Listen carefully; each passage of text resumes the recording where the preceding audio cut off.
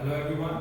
So today we're gonna study chapter 14, which is statistics, class 10, right? So first, let's understand what is statistics. You must be knowing. You have already studied it in your ninth standard, right? So in the ninth standard, what we have learned. Let me first brief that, and then we are going to understand what we are going to learn in the today's lecture, and let's say the further lectures.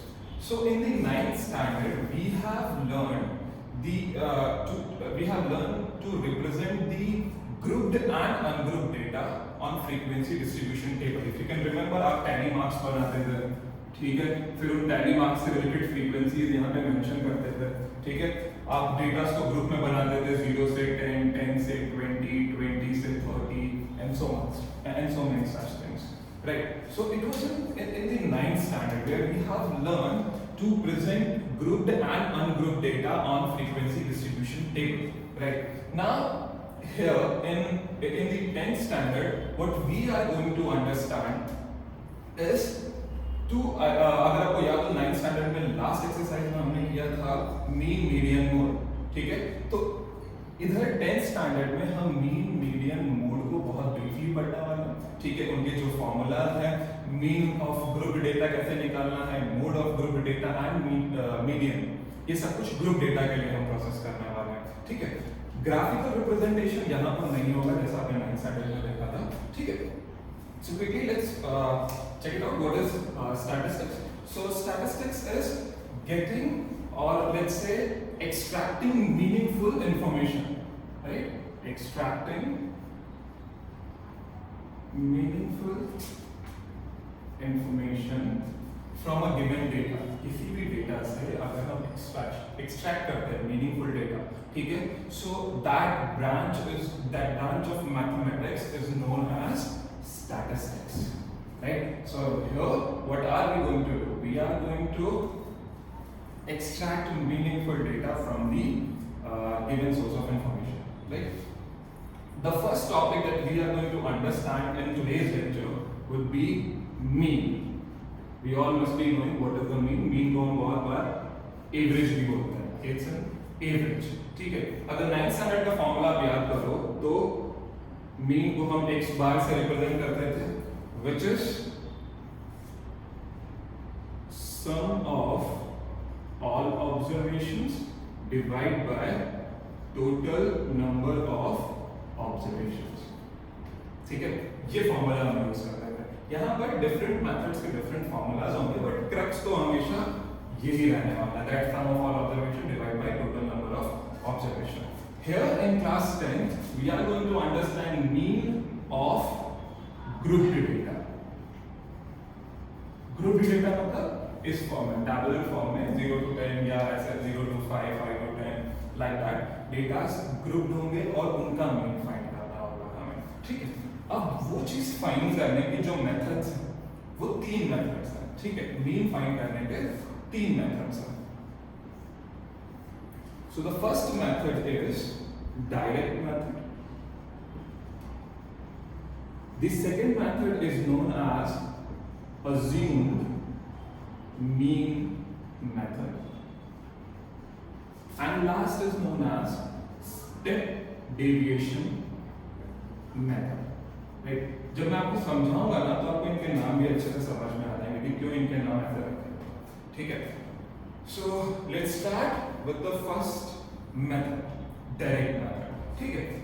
थोड़ा सा फिर से हम back में जाएंगे and we'll try to understand. याद करो in the 9th standard हम observations को लिखते थे x1, x2, x3, x4 till xn, right? And उनसे related जो frequencies होती थी उनको लिखते थे f1, f2, f3, f4 and fn, right? So x are what? The observations, f are the frequencies, ठीक है? अच्छा, frequency क्या होती है? Number of occurrence, कितनी बार कोई वैल्यू आई उसको हम बेसिकली फ्रीक्वेंसी से रिप्रेजेंट करते हैं. Observations, let's say आपको डेटा दिया हुआ था 2, 3, 4, 7, 8, 9, 17, 20, right? So this becomes x1, this becomes x2, and like that. ठीक है। सो इतना पता होना चाहिए हमें। याद हो अगर आप लोगों को तो हमने एक फाइनल फॉर्मूला भी बताया था which was mean is equals to sigma fi xi upon sigma fi, ठीक है। ये भी लास्ट 9th स्टैंडर्ड में फॉर्मूला इंट्रोड्यूस कर दिया गया था, ठीक है। जहां पर f सिग्मा का मतलब होता है सम, समेशन जिसको हम बोलते हैं, ठीक है। सम ऑफ fi xi मतलब x और f को मल्टीप्लाई करके जो भी वैल्यू आ रही थी उनका सम करना, और सिग्मा fi का मतलब है जो भी x दिए हुए हैं, फ्रीक्वेंसीज दी हुई हैं उनको सम करो, मतलब उनको ऐड करना, ठीक है। So let's see a question based on direct method, right, and we try to calculate the mean on this method, ठीक है।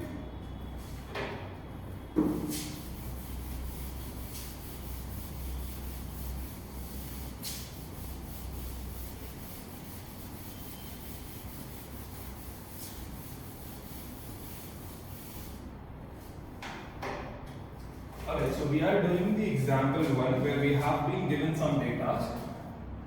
So mark obtained.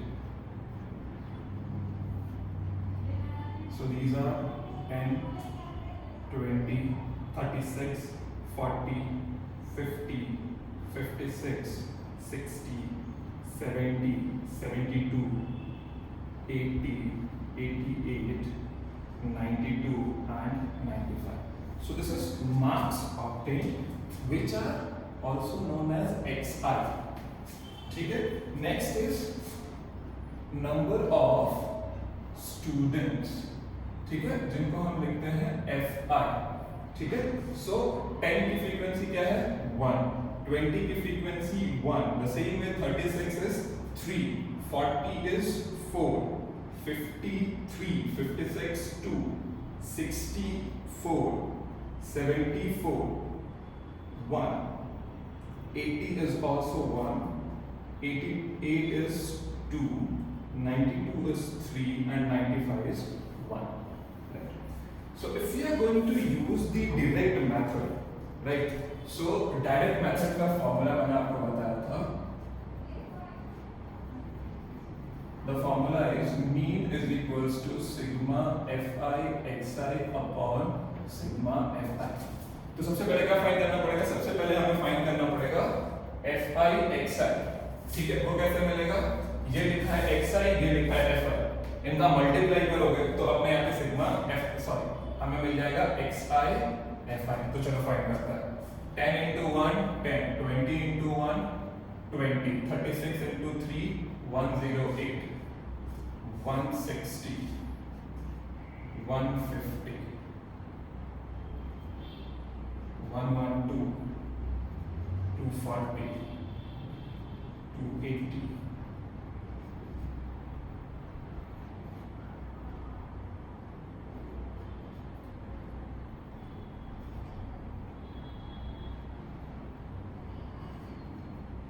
so these are my values of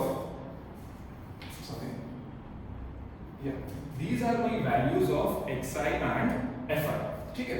Now we will add them and we are going to get sigma fi xi as 1779। Sigma मतलब इन सबको जब हमने add किया तो हमें जो वैल्यू मिली वो क्या वैल्यू हो गई, दैट इज 1779, ठीक है। अब हमें दूसरा क्या फाइंड करना है, दूसरा फाइंड करना है सिग्मा fi, ठीक है। तो सिग्मा fi मतलब सारे के सारे ये x को ऐड करना पड़ेगा, तो आ जाएगा सिग्मा fi, ठीक है। तो सिग्मा fi अगर हम ऐड करके चेक करें तो आएगा वो 30, ठीक है। अब ये जो वैल्यूज आई हैं इसको हम क्वेश्चन में रख देंगे, ठीक है। सो 1779 डिवाइड बाय 30, ठीक है। इसको सॉल्व करेंगे and we are going to get our answer.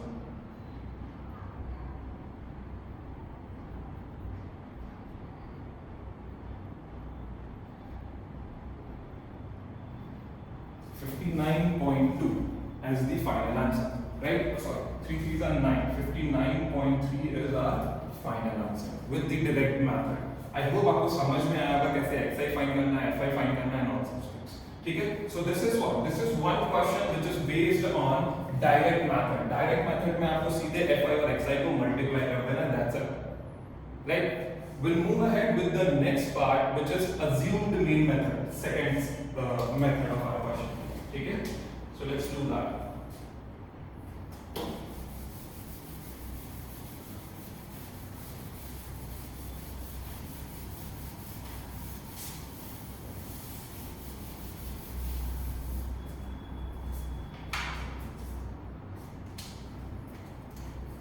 So second method is assumed mean method. Assumed mean method में हम क्या करते हैं, जो xi होता है, xi जिसको हम बोलते हैं क्लास मार्क्स, ठीक है, also known as class marks, इसमें से एक वैल्यू अज्यूम करते हैं और फिर उसकी हेल्प से क्वेश्चन को सॉल्व करते हैं, ठीक है.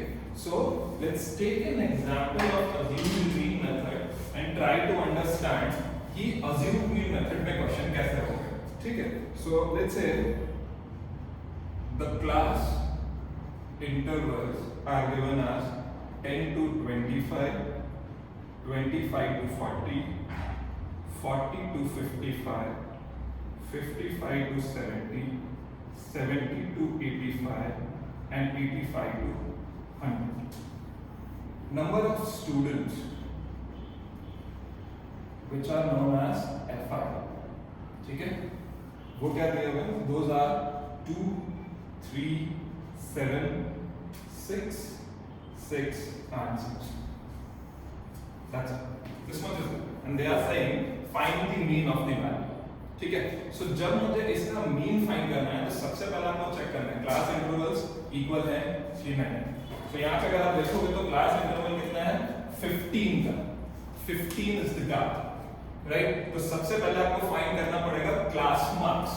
क्या फाइंड करना पड़ेगा, क्लास मार्क्स, जो कि होता है xi, ठीक है. अब क्लास मार्क्स फाइंड करने का फॉर्मूला क्या होता है, तो क्लास मार्क्स फाइंड करने का फॉर्मूला है अपर लिमिट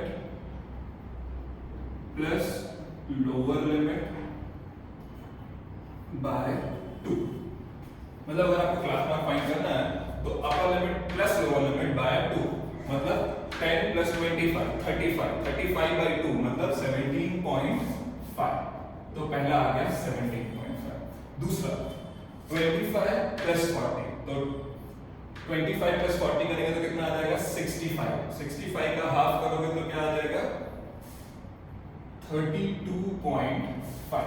जरा गैप चेक करो इन दोनों के बीच का. इन दोनों के बीच का गैप कितना है, 15. ऐसे ही अगर क्लास इंटरवल सेम है तो हर क्लास मार्क्स के बीच में जो डिफरेंस आने वाला है वो भी 15 का ही आएगा, ठीक है. और आपको फर्दर कैलकुलेट करने की जरूरत नहीं पड़ेगी, आप क्या करोगे, डायरेक्टली भी लिख सकते हो. इसके बाद 15 ऐड करके 47.5, ठीक है. इसके बाद आगे ऐड करके 62.5, इसके बाद क्या आ जाएगा 77.5, इसके बाद क्या आ जाएगा 92.5. ये क्या आ गया, क्लास मार्क्स आ गया. अब इसके बाद फिर से जो step derivation, sorry assumed mean method से अगर आपको फाइनल आंसर चाहिए तो फॉर्मूला होता है mean is equals to a plus sigma fi di upon sigma fi, ठीक है. तो यहाँ पर एक नया टर्म इंट्रोड्यूस हुआ है व्हिच इज di. तो हमें वो di फाइंड करना पड़ेगा. अब वो di कैसे फाइंड करते हैं, तो di फाइंड करने का फॉर्मूला है xi माइनस a. क्या फॉर्मूला है, xi माइनस a. अब a कहां से लेते हैं, a हम क्वेश्चन से पिक करते हैं. जो हमने क्लास मार्क निकाला है उसमें से ही कोई एक वैल्यू को हम लेते हैं a.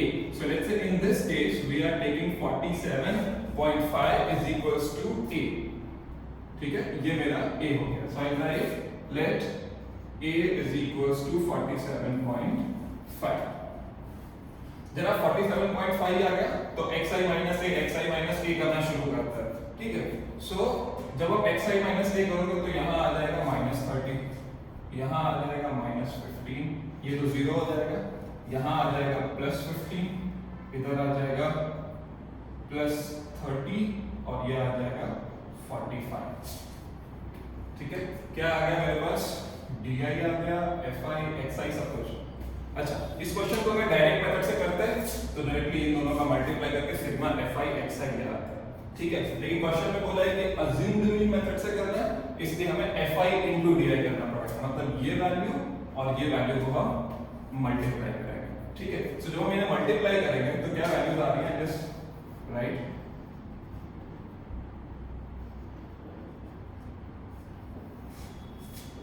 F I D I, ठीक है।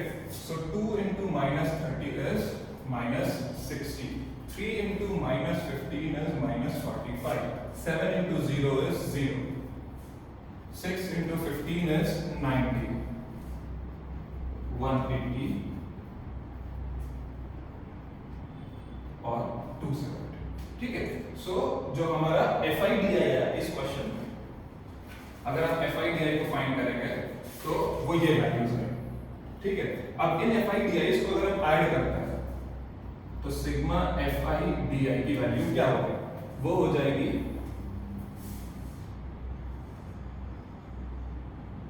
435, क्या आ गया, sigma F I D I is 435। Now what is next, हमें फाइंड करना है सिग्मा एफ आई, तो सिग्मा एफ आई जरा कैलकुलेट करते हैं, वो आ गया 30, राइट। तो sigma F I is 30, sigma F I D I is 435। हम ये फॉर्मूले में वैल्यूज रख देंगे, तो जैसे हम इस फॉर्मूले में वैल्यू रखेंगे, मीन आ जाएगा 47.5 plus F I D I 435 and F I is 30, ठीक है। अब इसको सॉल्व करते हैं,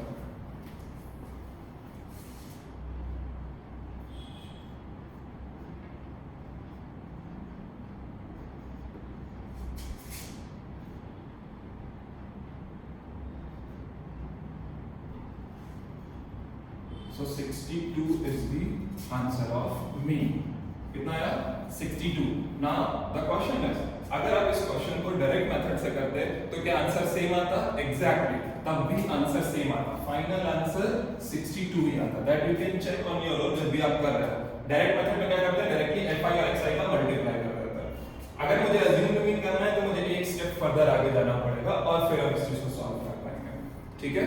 now next is the next method that we have is step deviation method, right। अब step deviation method में जितना assumed mean तक किया है ना, exactly इतना तो करना ही है, एक step further जाना होता है हमें इसमें, ठीक है। so मैं यहाँ से कुछ चीजें रब कर रहा हूँ, ठीक है, और फिर आगे हम उसके बारे में समझेंगे। कौन सा method, which is step deviation method।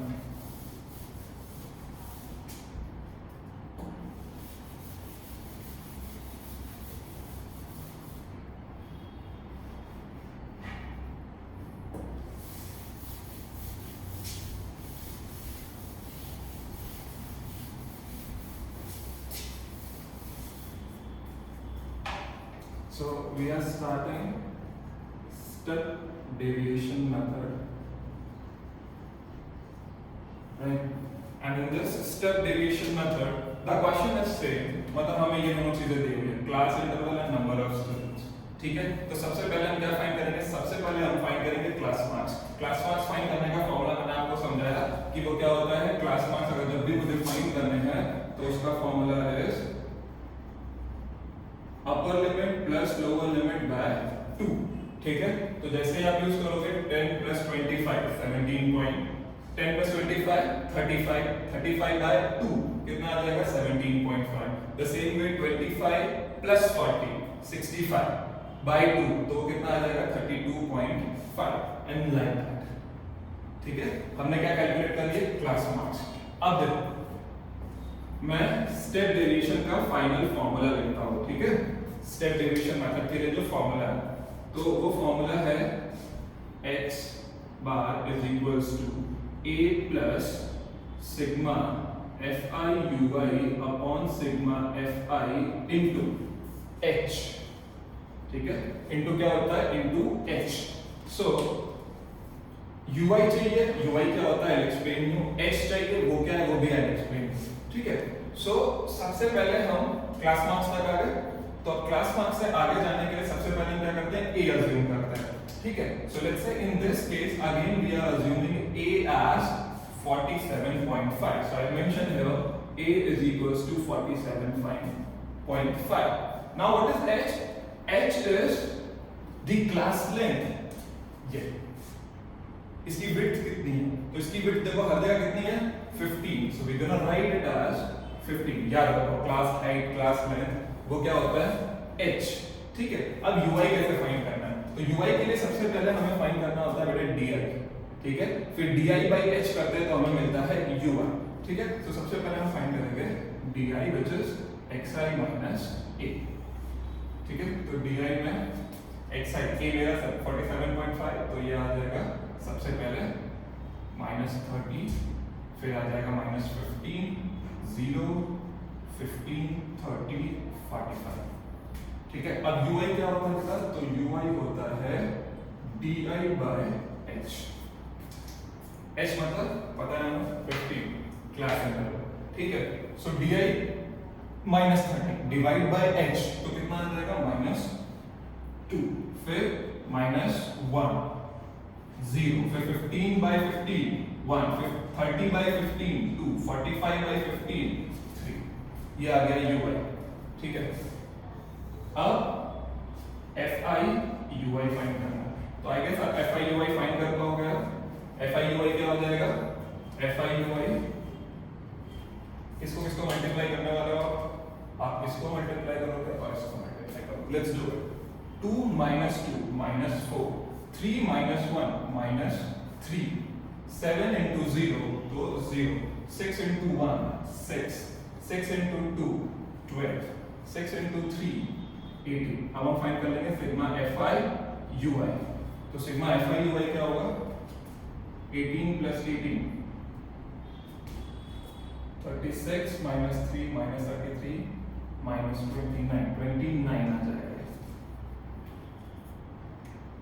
ठीक है. और FI को पता है मुझे कितना है? 30. So we'll put the values here. तो X आ जाएगा A is 47.5 plus FI UI is 29. FI is 30. Sigma FI is 30 into H is 15.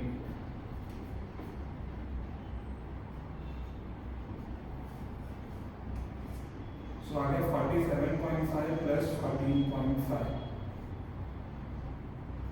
फिर से देखो आ गया 62. देखो याद है पहले इससे पहले जब अज्यूम मीन से क्या था तब भी आंसर क्या आया था? 62. स्टेप डेविएशन मेथड से दिख गया तो आंसर क्या आया? 62. So understand these are the different methods through which we can calculate this. What mean? But it depends on you कि आपको कौन सा मेथड लगाना है. ठीक है. पहली चीज. दूसरा कैसे आप डिटरमाइन करोगे कि कौन सा मेथड आपको लगाना है? So for that आपको कैलकुलेशन चेक करनी है. अगर क्वेश्चन में बहुत बड़े-बड़े नंबर्स हैं, बहुत बड़े-बड़े कैलकुलेशंस हैं तो आप क्या करोगे? Step deviation method is preferred. अगर बहुत छोटे-छोटे वैल्यूज है आप डायरेक्ट मेथड लगा सकते हो. एंड समवेयर बिटवीन आपको लगता है कि चीजें हैं तो हम उसके लिए क्या कर सकते हैं बेटा? तो हम उसके लिए कौन सा मेथड लगाएंगे? हम उसके लिए लगा देंगे assumed mean method. Again it's completely on you until and unless it is being told कि by this method you have to calculate the mean. किसी भी मेथड से आप मीन कैलकुलेट करो answer would be the same. कुछ भी change नहीं आने वाला. बस याद रखो फॉर्मूलाज किसके? तीनों मेथड्स के. ठीक है. सो आई क्विकली वाइंड अप. आपको ये चीजें तो पता चल गई होंगी कि कैसे सॉल्व करना है, कैसे FI लेकर आना है, DI लेकर आना है, UI लेकर आना है. मैं तीनों फॉर्मूलाज एक बार अच्छे से आपको ब्रीफ करता हूँ. ठीक है. एंड बेस्ड ऑन दैट आपको सारे के सारे एक्सरसाइज के क्वेश्चंस करना है. सो just hold on, I'll just explain you the formulas of all. Already I have explained it. Is a quick revision where you will understand कि कौन से formulas किस मेथड के. ठीक है. So सबसे पहले direct method.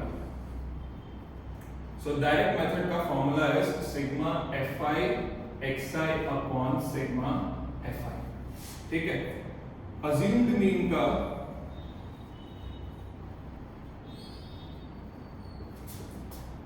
A plus sigma FI DI upon sigma FI. And DI क्या होता है? DI is XI minus A. Next, step deviation method. which is A plus sigma Fi Ui upon sigma Fi, where Ui is what? Ui is xi minus A by h. ठीक है, और h क्या होता है? h is the class controller, right? So these are three formulas which we are going to use in our upcoming exercise, which is 14.1, right? In the 14.1, we have been given 9 questions, and all these 9 questions are based on these formulas. I request you to attempt all the questions, and once it is done, जो भी doubts will be solved, right? Thank you so much. Thank you.